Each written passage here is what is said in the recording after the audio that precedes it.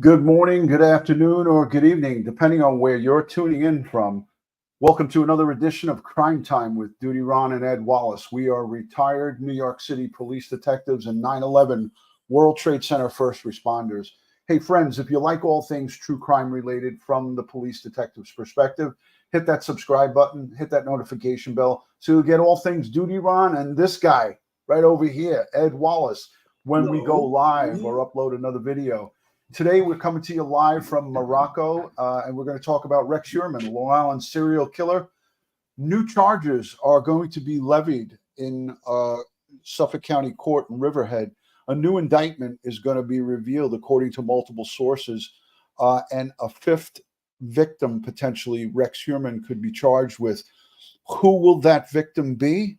Could it be Valerie Mack, Jessica Taylor, or Karen Vergata? Or maybe somebody completely different. There is, again, a total of 11. Sometimes folks argue 12 victims out in Gilgo. So we are not sure who the charges will be, but we could speculate. Ed, how you doing today? And what's your thoughts on this this developing news after the 6-day search, the second one out at Rex Heuermann's home in Massapequa Park? Well, I'm excited to see that there's movement on other victims, and hopefully I know they're going to unseal the indictment tomorrow, and I'm hoping, based upon the information from the park, what they took from the house, that it's going to corroborate some witness testimony about having brought potential victim to the house there for Rex and his wife. Yeah, and we would be talking about Karen Vergata, and that's that affidavit that John Ray, the attorney who represents basically the face of this case, he's been fighting, for justice for this case for over 13 years. His last appearance out on the circuit was the affidavit, the sworn affidavit that he took with former police commissioner Rodney Harrison. I want to just play a little piece here from the news, and let's just listen to this. It gives you a little background on the case. And newspaper tonight reporting he's expected to be charged with another murder. So far, Heuermann has been charged with the killings of 4 women. Well, this news comes as investigators searched Heuermann's home again late last month. Eyewitness News reporter Darla Miles is live in Massapequa Park with our lead story. Darla. Liz, Bill, these potential new charges come just 1 week after investigators concluded a search of the Rex Heuermann home here in Massapequa Park. And what we learned on Thursday may solve murders that took place 23 years ago, a decade before any remains were found on Gilgo Beach. The rumors have been swirling for the past couple of weeks since the district attorney's office went back in 2.5 weeks ago and started executing the second search warrant at the house. 2 searches in 2 months, a wooded area in Manorville and the Massapequa Park home of Rex Heuermann. A new indictment against the 60-year-old architect expected to be unsealed Thursday, according to Newsday. And while he's charged in the deaths of the Gilgo4, 6 of the murders remain unsolved. Primary focus, again, in that basement, in that vault where the guns were kept, and also that little room. It's about a 12 by 12 room right outside that gun vault. The new anticipated charges, possibly connected to several April searches of a wooded area in Manorville. The dismembered remains of Valerie Mack were located there in November 2000. In July 2003, the dismembered remains of Jessica Taylor were located in the same wooded area. Then, in March 2011, more of Taylor's partial remains were found on Gilgo Beach. In April 2011, more of Mack's dismembered remains were discovered on Gilgo Beach, but she wouldn't be identified until May 2020. Well, look at these cases, and I'm looking at those 2 ladies right now. Is this part of that? It seems to be. After the initial search of Heuermann's home last summer, his wife releasing these photos saying investigators destroyed their home. I think this time they went back in more with a forensic approach to see if they could obtain any kind of DNA or any kind of forensic evidence linking Rex to any of the bodies that have been reported in the media as missing over the last 10 to 15 years. As for the Suffolk County District Attorney on any potential new developments, There were a number of necessary investigative steps that were taken. You pointed out just some of them. And, Thursday, will see the fruits of that investigation. So that's the interesting part, is there the district attorney is saying Thursday, which is tomorrow, ladies and gentlemen, you'll see the fruits of that investigation.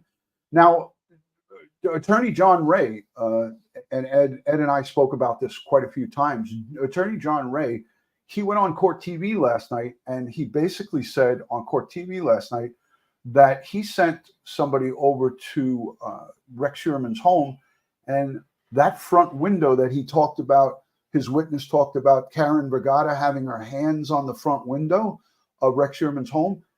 They took either the whole window or a part of that window out of the home for investigatory reasons. So I find that interesting. And Ed, you and I talked about this in the last live stream that we talked on Rex Heuermann. We know that they concentrated all their efforts in the basement, but they couldn't have spent the whole time in the basement.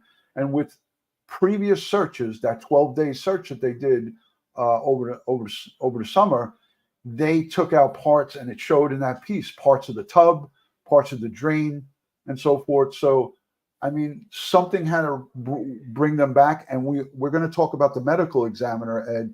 The medical examiner was there over the summer last year, 10 months ago, and the medical examiner came back for this recent search. So what could be some of the reasons why? I mean, obviously we talked about this, but why the medical examiner was there? Is that for human remains, Ed, for the listening audience? Absolutely. The medical examiner is not going to be coming out of the office unless there's something in their purview. And what's in their purview? Body parts are in their purview.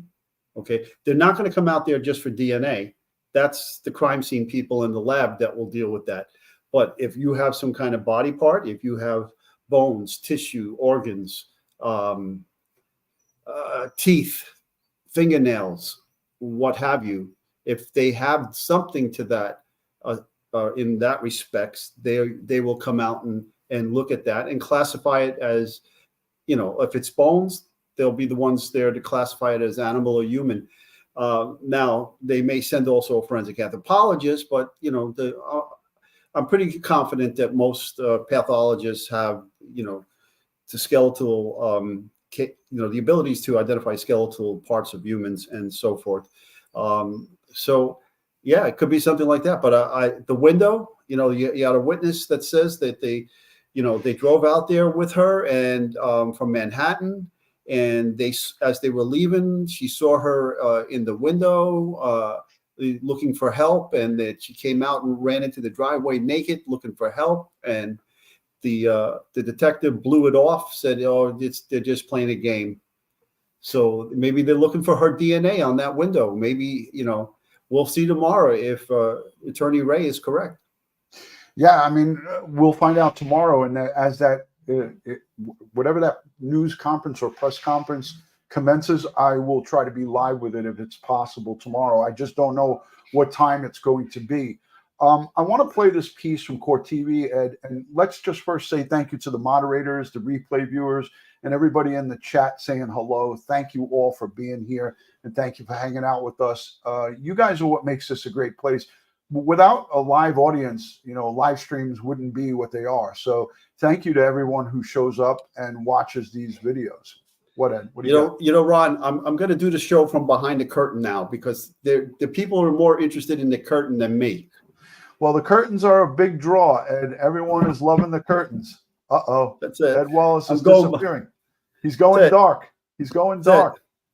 That's it. This is going to be Ed Wallace behind the curtain. Ed Wallace. That's it. Excellent. Take your screenshots and post on social media. All right, here we go. I'm going to reel it back in. Ed's taking the curtains off. This is John Ray with our good friend Vinnie Politan on Court TV last night. Reaction to word that it looks like there may potentially be more charges against the accused Long Island serial killer. What are you thinking about tonight? Well, I've been the guard dog, so to speak, on this case or cases for many years now. And I count this as somewhat of a partial vindication of what I and the people working with me have said all along, that Heuermann could be the killer of all of them, all 11 of the people, now 12 when you add in Costilla. He's certainly capable of that. And I think one of the keys to why these bodies are where they are is hunting. He's a hunter, and many hunters in the marshland hunting duck, many hunters in Manorville hunting deer, and he was a joiner. He belonged to clubs. There was a club for duck hunting even in Oak Beach. So there's a real chance that this is he's connected through that medium. But in any event, it's a pleasure to know in an intellectual way only that finally there'll be some truth to the real nature of the killing of these poor young ladies. And I'm not sure, we're all guessing right now what the DA is going to do on Thursday. I'm hoping that that Karen Vagata is connected to, and Valerie Mack as well. But we'll see. God knows what the DA is going to come up with. He hasn't leaked. So we wait. But people use the word closure for getting closure for some of these people, their families. There's no such thing as closure. Do you think when you lose your little baby, your little child, that things close because truth is discovered? No, you suffer pain. This brings back memories. This rubs in the salt. This is very painful for these people when they find out about this killer or these killers. And I don't think we're done by any stretch of the imagination, nor do I think still that there was only one killer. He could have been accompanied by other killers. He could have an accomplice or accomplices in the killings. It's an interesting fact that little time. And I just want to say one thing. What John Ray is alluding to there is former Suffolk County Police Chief James Burke. He has spoken out quite a bit about the potentiality for him to be involved in some of these killings. And I mean, he's yet to come forward with any evidence of that. But John Ray is he has a lot more information than he reveals publicly. And he talks to a lot of people. And I think that he knows quite a bit more than probably anybody in this case as it pertains to talking to friends of these victims, because a lot of them are afraid to come forward to law enforcement. Any thoughts on that, Ed? Yeah, it's interesting, because he said this before, and I don't recall any lawsuits coming his way because of what he said. Right. He also accused Asa Ellerup in many, many news conferences that he had of swinging and having interacting in these sex parties that Rex Heuermann took, sex workers alleged back to his home. A lot of allegations that we all were just like, oh my God. And like you said, he hasn't been sued for it. So he must have some pretty good evidence to back it up, or pretty good witnesses to back it up. So let's let the rest of this play.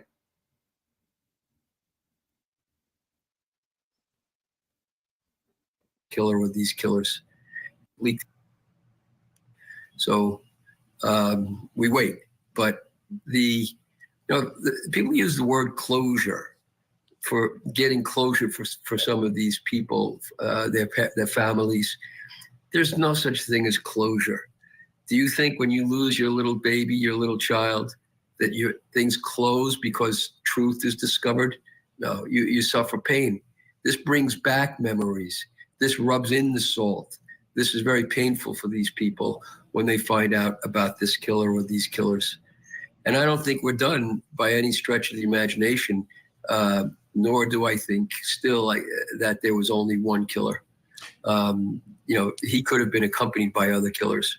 he could be, he could have an accomplice or accomplices in the killings. It's an interesting fact that that little toddler was wrapped in a blanket of some kind, which is something that a woman would do, typically, not something you would see Rex Heuermann doing.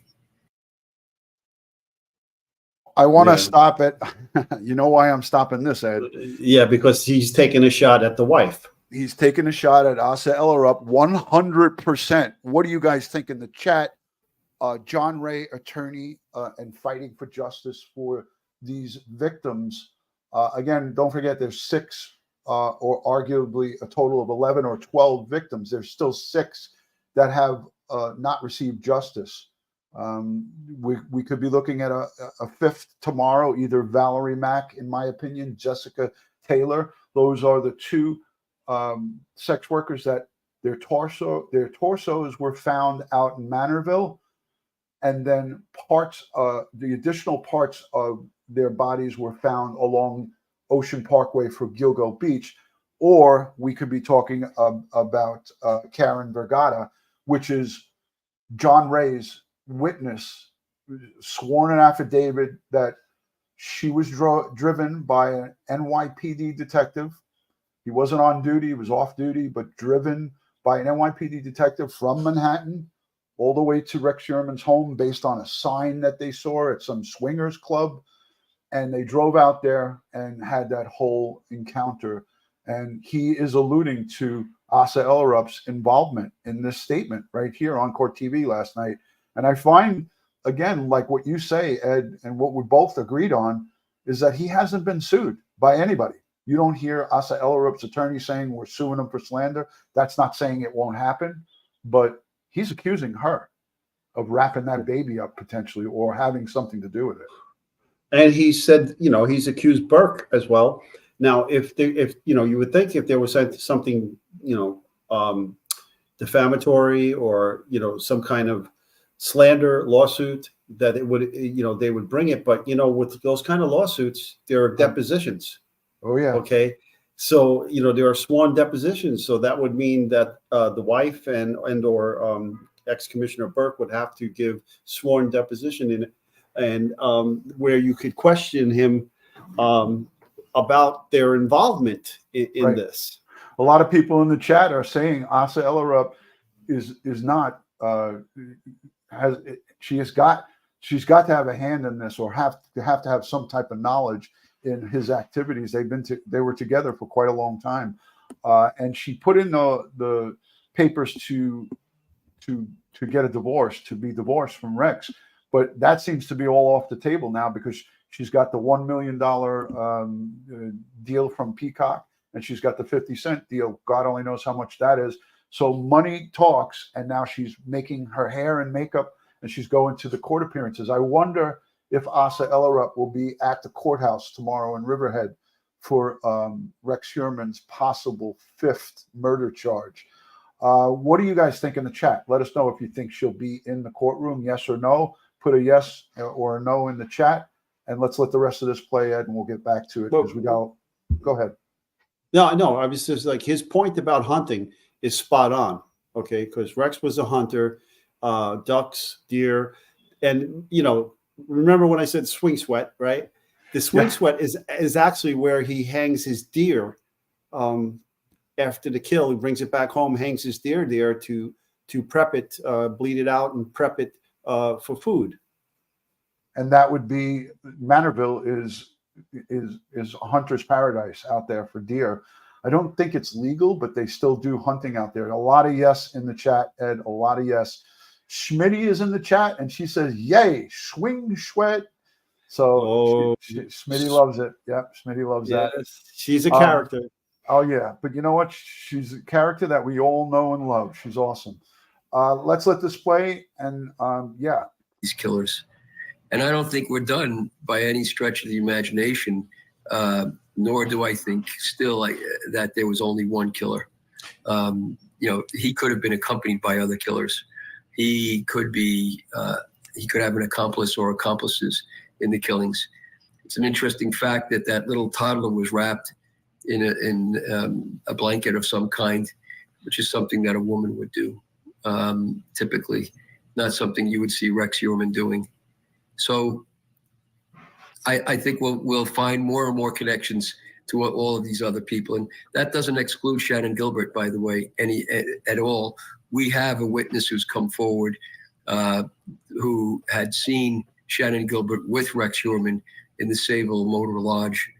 So he's not out of the woods, literally, on that case. And that's another thing right there, Ed. That was another bombshell where he had a witness that said Shannon Gilbert was seen at that motel with Rex Heuermann. So unbelievable information that he's coming up with. And, you know, he goes on to drop another huge bombshell here at the end of this interview. I don't know if you've seen this interview, Ed, but he goes into like a jaw-dropping moment of talking about what was inside that home. And I don't know, again, John Ray has been pretty spot on. So I can't confirm or deny this, but for John Ray to come on and say it, I'm pretty sure that he had good intel on what was seen inside that home on the kitchen counter. Ed, you're going to be surprised. So let's take a listen to this.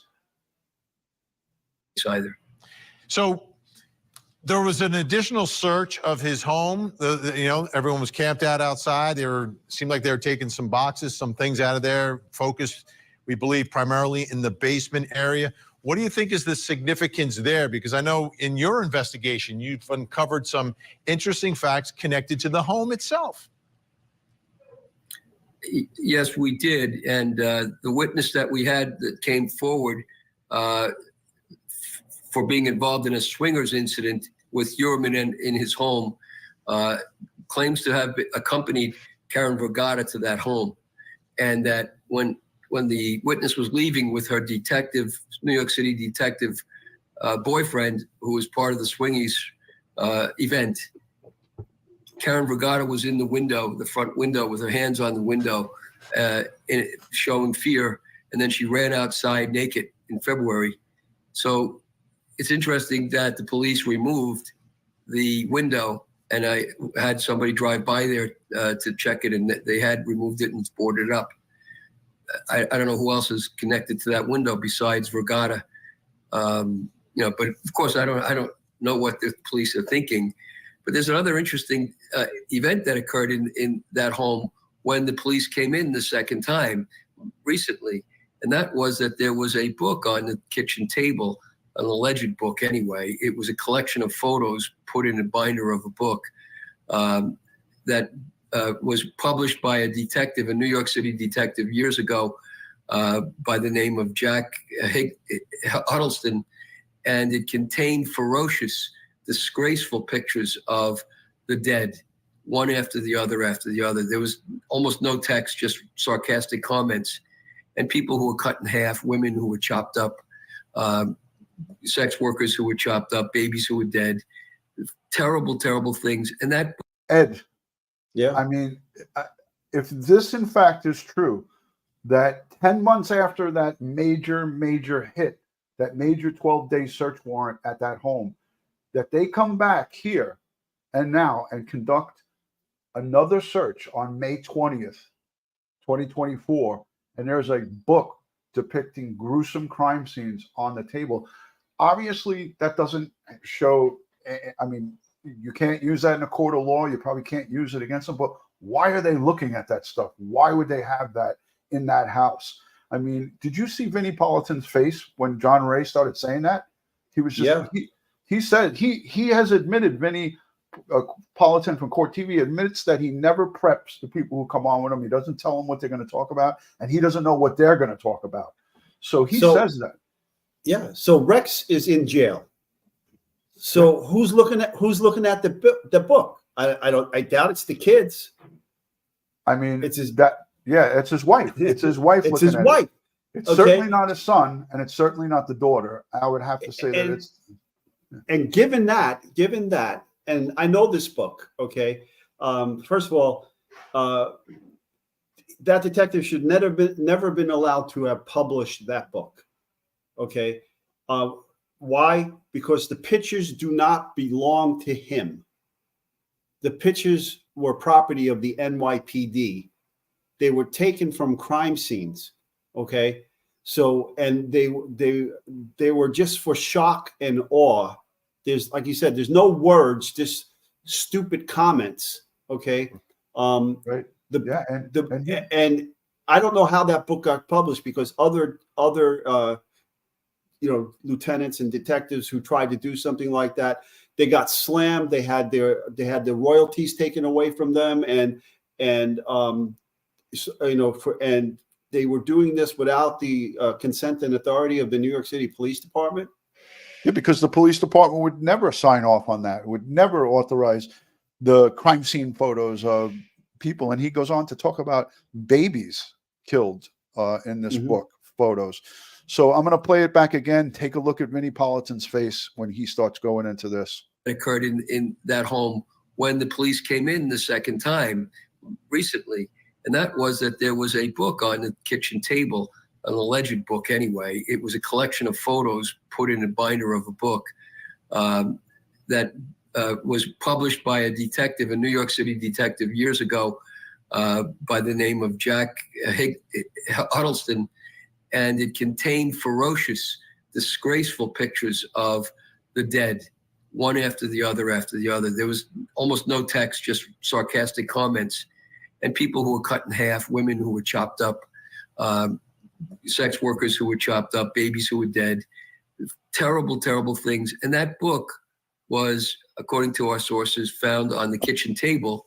When they came in the second time, it was found on the kitchen table, and the daughter was home. The mother had left the night before. That book, which became an avant-garde book exchange, hard to get, by the way. I have it now, and it's disgusting to see. But that book it's an avant-garde book for cults and cultish organizations. So why is it there? Why is it on the kitchen table? And we heard the lawyers for Mrs. Ellerup and her children saying, well, they don't know that any book was there. They didn't know about that. And anyway, it's not a crime to read a book. Well, nobody ever said it was a crime to read a book. Yeah. But there's something really, really wrong here. Something going on. That needs to be looked at separately. So again, there he is, our good friend, Vinnie Politan, doing these types of interviews. And I was wondering when John Ray was going to reappear, because I didn't see him on any other shows doing interviews. And when I watched this last night, I said, we have to show this. We have to talk about this, because none of the news outlets are picking up on it. I looked at News 12 Long Island and Newsday. They don't make any mention of this because they don't want to touch that with a 10-foot pole. Go ahead, Ed. Yeah. I made a mistake and said NYPD. Detective Jack Huddleston is LAPD. Okay. So I don't know why he would say NY. So he might have it wrong as well. I never saw the book. I never heard of it. So it was all new to me. So LAPD, not NYPD regarding the book. Thank you for that, right. gritty grit. Thank you for that. And again, I had no knowledge of this. I was just listening to this just like everybody else was listening. But shame on that detective, whoever published that, shame on that publisher. And that just goes to show you that what people will do for money. Now, Ed, I want to switch gears because I want to talk about the Omega storage unit in Amityville. I have this piece queued up because I think it's important for people to see and to hear, because 4 days. Because this was a part of the summer search. New York, the NYPD was out there for whatever reason. The NYPD was also out in Manorville, but the Suffolk County Medical Examiner's Office responded to a self-storage unit.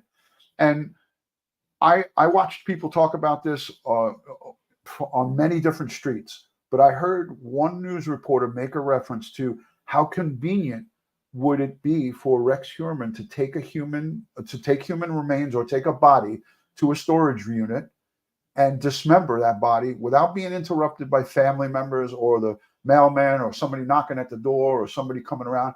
You go into your storage unit, you pull the thing down, you turn a light on, and you could do whatever you want in there. the medical examiner responded to that storage unit. Ed, again, it pertains back to what we saw in this last search, March 20th. Medical examiner came to the house. What do you think was inside that storage unit, Ed? Again, if the medical examiner is coming out, I would suspect that there's some kind of body part there, some bones, some skeletal remains, some organs, tissue. It could be anything. Like, I've been to some crime scenes.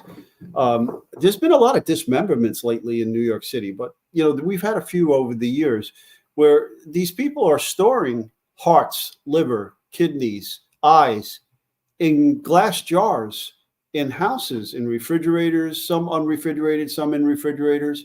That's in fact, sick. it is sick. And I had to go to an illegal abortion clinic in Queens. And because one of the patients died in the abortion clinic after a botched abortion. And when I got there, the recovery room was a bloody mess. So the post-op room was filled with blood everywhere. And then I opened up this closet door, and there were glass jars filled with dead fetuses. Oh my and God. Had to call the medical examiner's office to come and deal with this. Wow. Yeah, it's crazy. But here we are. This is the coverage from over the summer. So this is going to be, they're going to make some pronunciations. They're going to call Heuermann or something like that. The reporter gets the names pronounced wrong, but this was from back last summer of 2023. 4 days into the exhaustive collection of evidence at the home of accused serial killer Rex Heuermann in Massapequa Park, Suffolk County Police tell Newsday there is no end in sight for the ongoing search here. And now, just a couple of miles from there, authorities executing a search warrant at a storage facility on Broadway in Amityville. Officials from the Suffolk County Crime Laboratory and the medical examiner's office at the scene collecting evidence from a storage unit linked to Heuermann. A couple of people who work on this side of the street from the storage facility tell us they saw one police car stationed over here starting a few days ago. The importance of the storage units is that investigators early on believed that he killed the women in one spot and processed the bodies somewhere else. And for that, he needed something like a storage unit. Newsday investigator. Hey, Ed, I want to just say something. I just remembered what you said over the summer when we were covering this while it was happening. You said, and everybody had like a shock moment. Everybody was just like, ah. You said that you felt that Rex Heuermann started in the beginning dismembering his victims. This is only when we knew about 3 of the victims. And then you said he got tired of that because it took so long. And then he started wrapping bodies whole. That would, like, it just all came to me again. That would explain the early on. Some of these victims date back to 1996. So maybe in 96, he was younger, stronger, and had that kind of fantasy going on. And then he said, this is too messy. This is too much work. And started, this is what you said. I'm repeating what you said. Exactly. And so then he wasn't caught. He kept building up confidence in his ability to kill these women. And then he said, there's no need for me to cut them up like this and then risk driving to different parts of Long Island or going out to Fire Island or whatever the case may be. Yeah. And so he said, I'll just wrap them up in my duck hunting burlap and deposit them out in Gilgo Beach. Exactly. Hey, I just want to quickly acknowledge Joe Petito, Gabby Petito's dad, in the chat. Hello, Joe.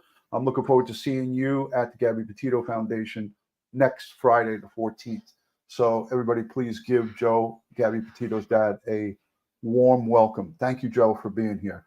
But Ed, I'm going to go right back to last summer in July when they did the search at Rex Heuermann's home. This is exactly what you talked about. And I'm going to find the clip of that and upload that as a quick little short for our audience, because our listeners, they pay attention. I'm sure many of them remember you saying that. But just as this woman was speaking, it came back to me again. And I said, holy crap, Ed talked about the potential early on that Rex Heuermann was dismembering his victims and then got tired of it and said, hey, this is too much work, too messy, too much effort. I'm just going to do it the easy way. You know, again, going back to him being a hunter, he has that deer rack in the backyard, right? That I call the swing sweat. Okay. You know, and if you know anything about hunting and how they do this, you know, they tend to, they hang the deer and then they bleed the deer. So he knows how to bleed animals out. Okay. Yeah. So, you know, that kind of work and dismemberment, as you said, as I said earlier too, it is time consuming. It is messy. Okay. It requires tools. It requires cleanup. It requires disposal, and it requires privacy. Okay. Right? And that's where this storage unit comes into play. He got complete privacy. Nobody's messing with you at a storage unit. I want to let the rest of this play because this gets good here. Investigative reporter Sandra Petty says the bodies of the 3 Gilgo Beach victims for whom Heuermann is charged with their murders were tied up with belts or duct tape and wrapped in burlap, according to the Suffolk County District Attorney. A storage unit would be perfect for that because it would be private. He'd have time. He wouldn't have to worry about friends or family stopping by his home. He's a big, tall dude. Roy Smith lives and works across the street from the Amityville storage facility and says he remembers seeing Rex Heuermann around here. Yeah, this is a guy. I see him a couple of times over by the gas station, get gas. A police. And Ed, you and I know that witnesses like that, older gentlemen like that are, you know, work, you know, I think he had a car repair shop. They see and they recognize, they remember people. When I used to go out and do, you know, question people, you know, do the canvases for shootings, and we would supplement some of the homicide detectives. We would go out there in warrants and we'd go door to door knocking. Those are some of the guys who would give the best information because they're paying attention to their surroundings and they've been there forever. So yeah. I believe that guy 100%. Everybody has in their neighborhood somebody that's constantly like sitting in a window and keeping an eye on the neighborhood, you know, and they make jokes about them and they goof about them. But meanwhile, these people are a wealth of information. Okay. Yeah. They see everything. They know everything that's going on in their neighborhood. Exactly. And this is exactly what we're looking for. When you go and you do canvases and talk to people, this is the kind of guy that you want to get a statement from. So he definitely saw Rex going in and out of there. And he could have arguably been doing this until he was caught. He might have been going back and forth to that storage unit, you know, a year ago. So we don't know. But we will find out when the trial commences. But let's finish up with this and then we'll get back to our audience. Facility and says he remembers seeing Rex Heuermann around here. Yeah, this is a guy. I see him a couple of times over by the gas station, get gas. A police car was seen stationed outside another storage unit at the same facility Monday. It's not over. I mean, it's not over by a long shot. Suffolk County District Attorney Ray Tierney telling Newsday authorities decided they could not wait any longer to arrest Heuermann because he continued to contact sex workers, according to court papers, sparking fears for their safety. This is great, right? But we all talk about how many bodies are out there. So let's you know, there's so much more work to be done. And so that's what he was talking about. This is back in the summer of last year. There's so much more work to be done. Since that interview, we have a 4th indictment. We have the 4th indictment for Maureen Brainerd Barnes.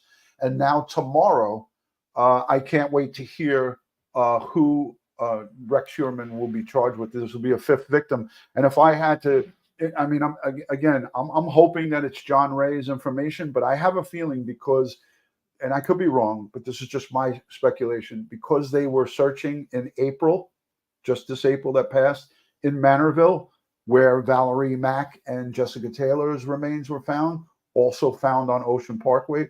Torso of both victims found out in Suffolk County and Manorville. Then the additional parts of their remains scattered along Ocean Parkway. It makes me feel like it's one of those two. I could be wrong, but that's what I'm going to bet on for either Jessica Taylor or Valerie Mack. And if it's Karen Vergata, no matter who it is, it's a win-win.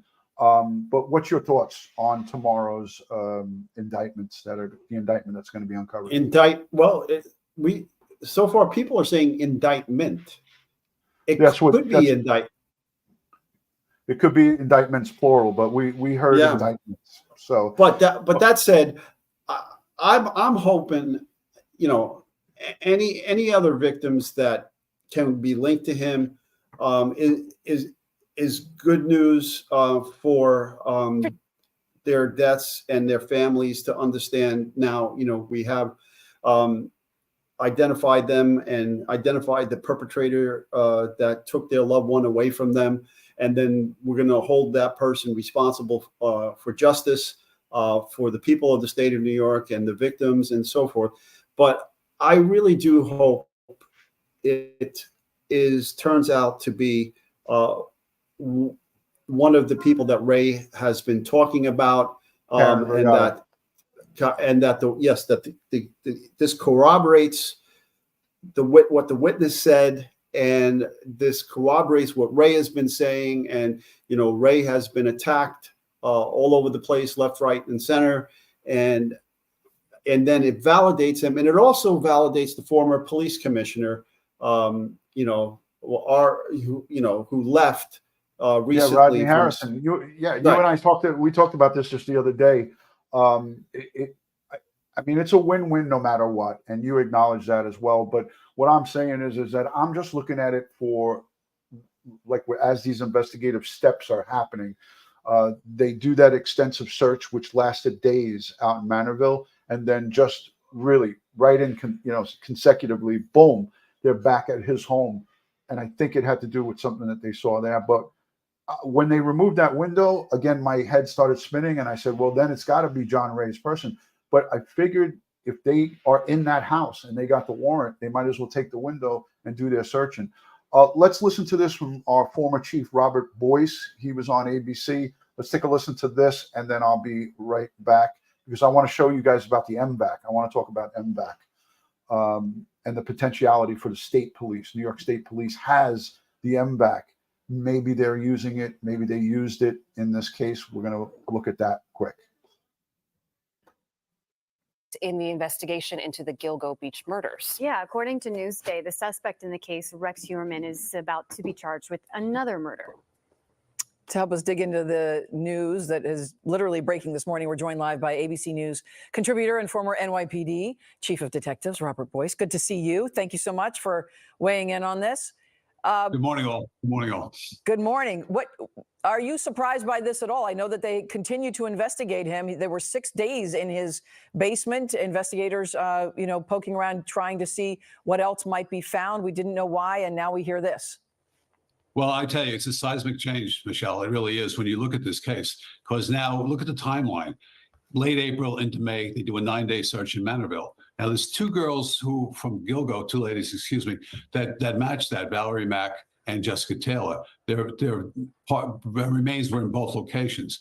So they do a 9-day search. Then they go back to his house at the last week of May and do a 6-day search in the Massapequa Park house. So now, 10 days later, here we go with an indictment, a sealed indictment to be opened hopefully Thursday with a new murder. So look at these cases, and I'm looking at those two ladies right now. Is this part of that? It seems to be.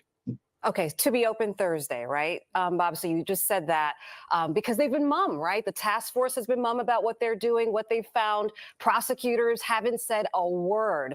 So now that we have this new indictment and this arraignment happening on Thursday, will the prosecutors finally speak? Will we finally learn some more? Well, we should, and that's the whole thing. They've had great case discipline, which means they had no leaks at all in this going forward. So, and the case is developing rapidly. I will throw this out right now. They've had, he's had Heuermann hundreds of contacts with sex workers is this one of those ladies, or is this one of the ones in Gilgo and as well as Manorville? And that's where we're concentrating right now. These are long day searches with a lot of resources, and this is the fruition of those searches. So it'll be really interesting to see Thursday if they name the victim in this case. And that new task force that has, been formed just for this purpose, they're going to keep going. They will keep. I know there was another suspected killer in the same area. Are they going to keep trying to assign victims until they can't anymore? Is that their purpose? Yes, Danny, it is, because here's the issue with Bitroff. He's charged with 2. They like him for a 3rd one, which they haven't been able to prove. But he doesn't appear to be it. Obviously, they're charging Heuermann. So these ladies, Valerie Mack, Jessica Taylor, they predated the Gilgo4. They were before that. Additionally, they were dismembered. Those ladies were not. So this is a little bit of a curveball here. We're trying to figure this thing out as it goes along. But apparently, with DNA and all other things, it emerges very quickly, and the case is moving very quickly. So he's brought in a lot of talent, a lot of investigators into this case. Kudos to him, as well as the Suffolk County Police Department. They've done a great job with this. It's completely changed from what it was. And so now all of a sudden we'll have more information on Thursday, and hopefully some family has a little more justice than they had. Yeah, Ed, amen to that. And that was our former chief of detectives, Robert Boyce. Some valid points, but here, a lot of people in the chat are saying, Ed, how could they get evidence some 13 to plus years later from that basement? They said that the search was concentrated in the basement. How are they going to get evidence off of a window 13 plus years later? Well, as we see, they're not the most cleanliest of people. Okay. And if the DNA there, the fingerprints will stay there as well if they're not disturbed, or if they're not altered, or they're not damaged by environmental factors such as the sun, heat, cold, things of that nature. It will stay there. So, yeah, it could still be there. I mean, just think about all the cases, all the old cases that are being solved, and think about all the war crime cases where DNA and fingerprints from World War II are surfacing on documents and other things. And no, you're right. You're right. Yeah. It's look, we have Jared Bradley, vice president, co-founder. His father was the inventor of the MVAC system. He's in Utah. He's going to join us live tomorrow to talk about the MVAC. New York State Police, who we saw when Joey Brooklyn went out there. I went out there. You accused me of being a stalker. We saw the that dark blue New York State THV, that temporary headquarters vehicle. We know for a fact that New York State investigators in their crime labs were at Rex Heuermann's home, and they have in their possession the MVAC. So I want to play this little clip from MVAC because this is worthwhile to listen to. This is MVAC, the MVAC machine taking DNA, a full DNA profile, some 18 years after a murder occurred. The murder was December 16th of 1995. So listen to this technology that is being, in my opinion, is being used in this Rex Heuermann case. So let's take a listen. December 16th, 1995, I was dispatched about 1 minute to 10 in the morning to a location on the Upper Provo River. The report of a deceased person found along the Provo River. In discovering some of the evidence in the area, like wounds to her body, it had definitely had appeared that she was murdered in this location. She took quite a beating from the looks of things with granite rock, which is a very rough, pointed, jagged type of stone. We found 2 different rocks that happened to have what appeared to be body matter, as well as blood on these rocks, and some very large stones that had quite a bit of blood on them that appeared to have been used after she had been down, which had been dropped on her skull. To begin with, we had worked this case for a couple of years with not coming up with a whole lot of good leads. I mean, we had several leads, but that took us from Washington State to South Dakota, but nothing really panned out that great. It wasn't until 2009 when then Detective Wayne Winterton had heard about some new evidence techniques to be checked with Sorensen Forensic. The stones were taken to Sorensen Forensic, and the science and everything that was gathered and collected there, we realized we had some information that we knew then that was a solvable case. One thing led to another, and we was directed to a company by the name of MVAC. I was watching the local news and seeing an article that they had on there of the MVAC, and it was a new way to collect DNA off of different materials at a crime scene.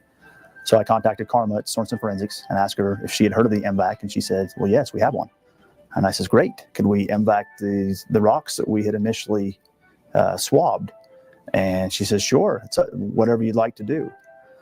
So we sat down and as a team and talked about it, and we thought we'll send the rock down that had the partial DNA profile on it, along with the additional 2 rocks that had never been tested that had been collected from the crime scene in 1995. They went ahead and used the MVAC to do the testing, and they came back with a male DNA profile, a full male DNA profile that matched that of Joseph Michael Simpson.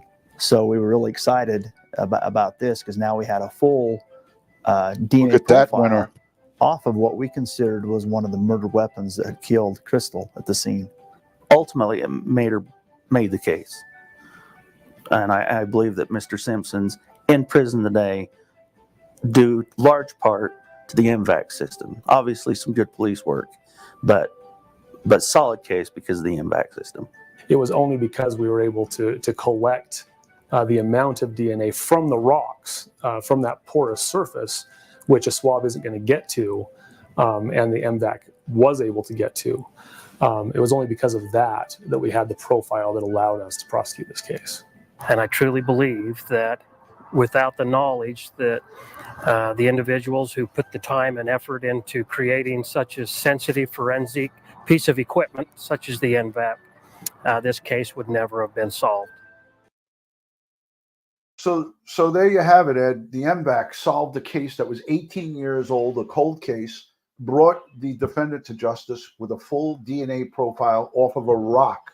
That means for the folks that are listening, in that vault, that gun vault, and that room that we heard them talk about, they could have MVAC'd that concrete floor in that basement. And if the floor was finished, they could have ripped that flooring up, as you have talked about in the past, how you've cut out pieces of walls and cut out pieces of floor, as we saw in Rex Heuermann's bathroom. They could have taken pieces out and used or brought that MVAC right on the scene and an MVAC right there, and then cut out those pieces, or they could have taken it back to their crime lab and did it back in a secure, more sterile environment. Hence, them coming in and out with a lot of different items over a 6-day period. You want to talk just a little bit about the MVAC in this case and how it could come into play? Yeah, and and it's associated with this question here that I just had up there about she's never heard of removing a window from a crime scene. Well, I've done that. I've cut out concrete wall from a home, okay, from a New York City housing apartment. I've done it several times. It has evidence on it, and I felt it would be better to bring that wall, that window, that floor to the laboratory to work on it there to try to extract the evidence from the wall, the floor, the window in the laboratory environment than me doing it in the field. And there's been cases of this numerous times. And so think about it. A wood framed window, okay, wood is absorbent, okay, it's porous. It's going, so oils and DNA and things of that nature may get sucked into the wood, okay? And again, they're not the cleanliest of people in this house. They're hoarders, all right? So and the MVAC would be the ideal tool to try to extract DNA from this window and its frame and so forth. But the best setting for that is really not the field. Yes, you can do it in the field, but the best setting for it is in the laboratory. And as I said, there's numerous cases. The Unabomber.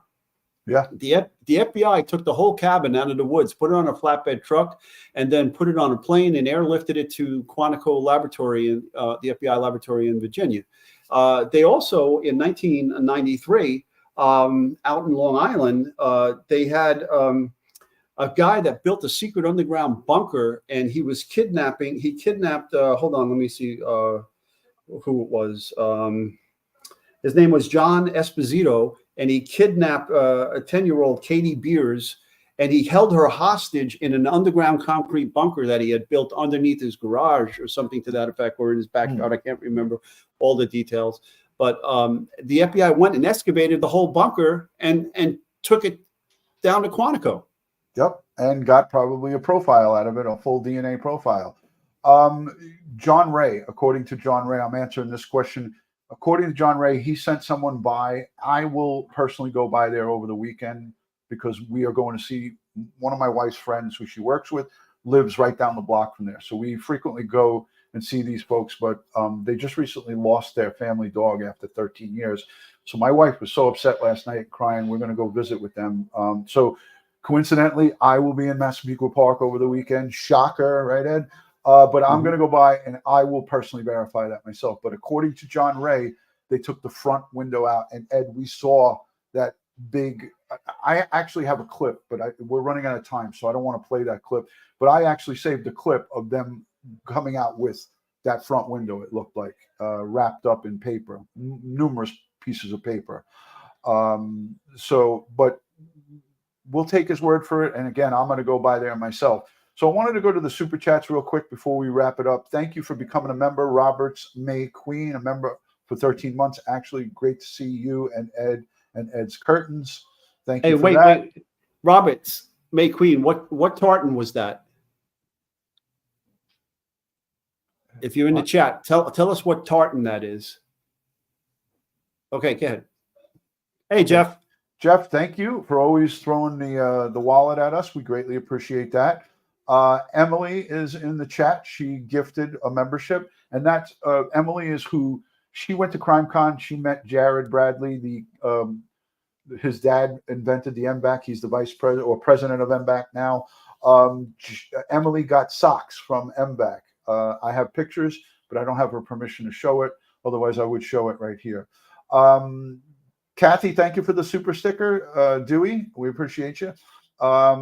Georgia Patriot Woman, thank you for becoming a new member. Sleuth Investigates. Ed, you're going to have to read that because I can't see it. The New York Post alluded that it could be for Sandra Castilla. Yeah. Castilla, too. They claimed the Long Island law enforcement searched in the North Sea during the Manorville search. Not sure if that's true, though. All right, yeah, I heard a report of that, but it was nothing confirmed. But listen, if it in fact is Sandra, that's a win. No matter who it is tomorrow, whoever we hear, it's a win for the family. Of course, the victim's family, they're left behind. So remember the press conference, Ed, where we saw former Suffolk County Police Commissioner hug the families. Each one of them individually, and those were 3 families. That was in the beginning, and I thought it was such a class act of Rodney Harrison to do that. The district attorney didn't do it. Now we have Ray Tierney is being very tight-lipped about it. That's a good thing, but at one point it was the complete opposite. If he learned by his mistakes, and now he's not saying anything. But we're going to hear from him tomorrow, and we'll be live on the air with that. Ed, you have something? If as you said, any of the victims that get identified and then associated with Rex is a case that is now closed, is a win. Okay, but it also, if it turns out to be one of the victims that were dismembered, there's going to be a lot of people who said, oh, it can't be him because, it's a dismemberment and it's a different MO. And, they're going to have a lot of egg on their face. 100%, Ed. I agree wholeheartedly. But, we don't know. We don't have a crystal ball. And again, I gave you my predictions. I think it's one of those two, Valerie Mack or Jessica Taylor, or it could be Karen Brigada. We'll find out. We don't have a time. For those of you in the chat asking, when is it? What time is it? Nothing is scheduled yet. I know court starts at about 10 a.m. Eastern time. So Rex Heuermann should be first in that courtroom, and we should have something probably, if I'm guessing, before noon tomorrow. I'm going to be scouring the internet, and as soon as I see something from News 12, they're going to be there embedded. As soon as I see that live, I'll actually have a live created, and then I'll have it unlisted, and then I'll just make it live. So it may be last minute. If you can't catch it live, just watch the replay. I'm going to cover just the news conference, give you a little bit of my commentary. And if Ed is available, it's going to be probably sometime during the day. I don't know if Ed's going to be available. If he is, I'm sure he'll jump in. If he isn't, we'll get his thoughts on it again, maybe later on, or, maybe Friday or something like that. So I want to thank you, Ed, for being here. I want to thank the live audience, the replay viewers, the live chatters, the moderators, and everybody who's given super chats. Hey, Ed, we got a whole bunch of cups of coffee donations over the last several days. I want to say thank you to the Buy Me a Cup of Coffee folks who take that extra step. Patreon, we really appreciate you. The channel memberships, the free subscribers who watch our videos, you are also contributing. You guys are we're all a part of our family together, no matter what you do. And I love and appreciate everybody that's here. Your thoughts and your comments mean a lot to us. So this is a place where you can respectfully voice your thoughts and opinions. As long as it's done respectfully, we welcome it. Ed and I welcome it. We engage in the chat, right? In the comments down below. Ed and I look at the comments, we scan through them, and we answer as many as we can. Ed's in Morocco. When are you coming home, for crying out loud? Next Tuesday. For fuck's sake, get your ass home, Wallace. Yes, I miss home. I miss my family. I miss my wife. I miss my dog. Yeah, I miss my boys. Yes, I want to come home. Yes, and I even miss you.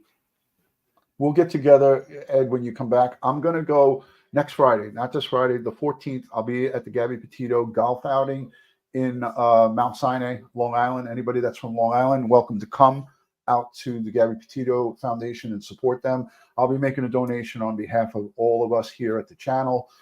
And I'm going to try to do a live stream if I have Wi-Fi at the request of Gabby's mom, Nicole. She asked me to do a live stream out there. It's going to be a charity live stream. So any of the donations or super chats will not come through us. It will go straight to the Gabby Petito Foundation. So if you want to support them, I'll be with them. I'll be interviewing them. I'll be talking with them. And my brother is going to come with me and help me out with the camera.